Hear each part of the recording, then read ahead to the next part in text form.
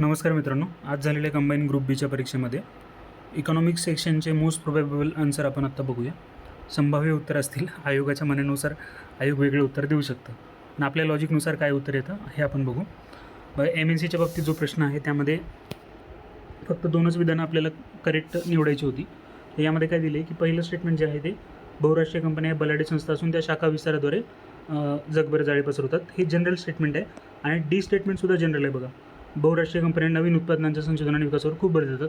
हे दोन्ही स्टेटमेंटना तुम्ही नाकारूच शकत नाही, त्यामुळे याचं उत्तर ए आणि डी यायला पाहिजे.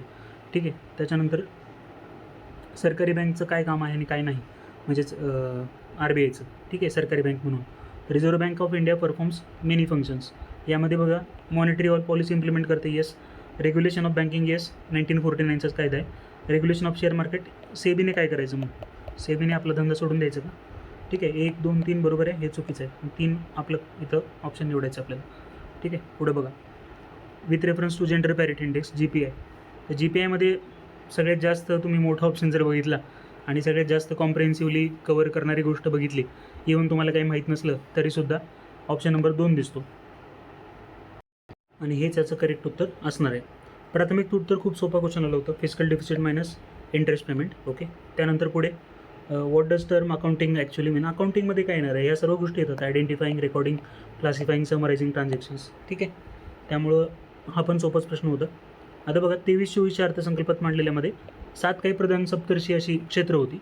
हा क्वेश्चन थोडासा अभ्यासाचा आहे आणि जर तुम्हाला काहीच माहीत नसेल ना, तर सगळ्यात आधी बघू शकता तुम्ही की आपण कधीच कुठल्याच पॉलिसीमध्ये इन्क्लुझिव्ह डेव्हलपमेंटला एक्सक्लूड करत नाही किंवा मग काढून टाकत नाही. त्यामुळे हे घेऊन जायचं.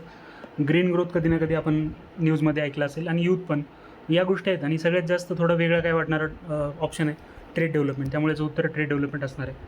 हे नव्हतं म्हणजे, ठीक आहे, ऑब्जेक्टिव्ह नव्हता हा, किंवा सप्तर्षीमध्ये हे प्रिन्सिपल नव्हतं ट्रेड डेव्हलपमेंटचं. त्यानंतर पुढचा क्वेश्चन बघा. हा क्वेश्चन तुम्हाला अभ्यास असावंच असं काही नाही आहे, जनरल लॉजिकवरती पण मारू शकता. बघा, पुढचा प्रश्न आहे 2004-05 नंतर दिसून येणारा मोठा बदल म्हणजे भारतीय शेतीतील कमी शेतमजुरांची संख्या कमी होते बेसिकली. तर हे काय होते, तर बघा, change in income, change in infrastructure आणि चेंज इन एम्प्लॉयबिलिटी. तर या 2 ऑप्शनमध्ये कन्फ्यूज होऊ शकतं की स्ट्रक्चरल चेंज आहे का मग चेंज इन एम्प्लॉयबिलिटी आहे. पण तरीसुद्धा मला याचा आन्सर जे आहे आयोग स्ट्रक्चरल चेंज देईल असं वाटतं. पण काही चान्सेस याचे पण आहेत, म्हणजे 20 ते 20% चान्सेस हे उत्तर देण्याचे पण आहेत. म्हणजे एम्प्लॉयबिलिटी म्हणजे एज्युकेशन लेवल वाढते आणि त्यानंतर त्यांचं स्किल वगैरे चांगलं वाढतं, त्यामुळे ते ॲग्रिकल्चरमधनं तिकडं शिफ्ट होत आहेत. पण ॲग्रिकल्चरमध्ये पुश फॅक्टर पण भरपूर आहेत. ठीक आहे. आणि त्यामुळे सुद्धा बदल तर होणारच आहे. आणि कसं असतं की आर्थिक विकास होत असताना 3 स्टेजेसमधून आपण जातो, प्रायमरी, सेकंडरी आणि त्यानंतर आपण टर्शरी सेक्टर डेव्हलप होतो. पण आपलं डायरेक्टली टर्शरी सेक्टरच डेव्हलप झालं, सर्व्हिसेस सेक्टर. ठीक आहे. त्यामुळे उत्तर माझ्या ओपिनियननुसार तरी ऑप्शन नंबर 3 यायला पाहिजे. 3च येईल उत्तर. ओके. पुढे बघूया. तर हा पण एक सोपा क्वेश्चन होता. तर CRR म्हटल्यावरती पूर्णपणे जे पैसे आहेत 4% ते RBIकडेच ठेवावे लागतात. SLRच्या केसमध्ये तुम्ही ते पैसे बँक वापरू शकते, पण CRR वापरू शकत नाही. त्यामुळे 4% डायरेक्टली RBIकडे असतं. म्हणजेच आपण Bचं 1 करायचं आणि बाईंग आणि सेलिंग म्हटल्यावरती हे ओपन मार्केट ऑपरेशन झालं. सो Dचं 2 येणार आहे. Dचं 2 कुठे आहे बघा, इथे एकाच ठिकाणी आहे Dचं 2. त्यामुळे आपलं ऑप्शन नंबर 2 उत्तर येऊन जाईल. बघा पुढे, भारतात राष्ट्रीय उत्पन्नाचे मापन करताना हा प्रश्न थोडासा कन्फ्यूज करणारा होऊ शकतो. बघा की यामध्ये तुम्हाला हाच ऑप्शन फोकस करायचा की the output of monetised sector.